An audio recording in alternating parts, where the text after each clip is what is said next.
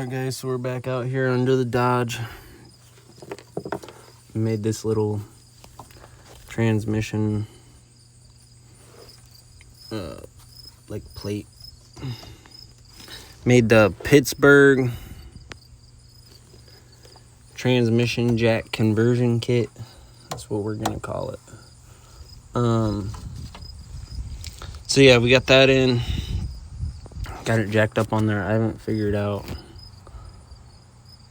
how many bolts are actually in the bell housing. I know it's one on this side and one over there coming in from this side, but I don't know if there's any up here that are going in that way. I'm not sure how many they put on. I think we are going to try to drop the exhaust down. Right now we're getting the bolts out of the cross member, putting them in a labeled bag. We're gonna drop this down, get that kind of kinked down a little bit. That should help me look over the top of the transmission and see those bolts. But yeah, if there's no more, then we'll take these two up here out and we'll start trying to hope we don't run out of wood. Try to get this thing dropped out. Once we get it out, we're gonna pull a torque converter out of it. Just clean everything up real nice. We got a sensor to replace right there.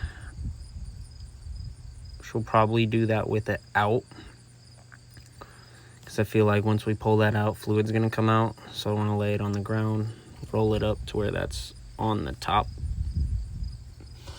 So hopefully fluid doesn't just rush out. We're still in the process of finding all the bolts. They're in the truck, they're just not exactly labeled. So we found the torque converter bolts, we found the bell housing bolts. I think we found the starter bolts. We still have to find the mounting bolts for the transmission, all the bolts for the torque or the transfer case, which are nuts, so we'll probably have to get those. Well, no, those are there. Those are the bolts for the transfer case cross member. So we'll put the transfer case in. Those bolts are gone.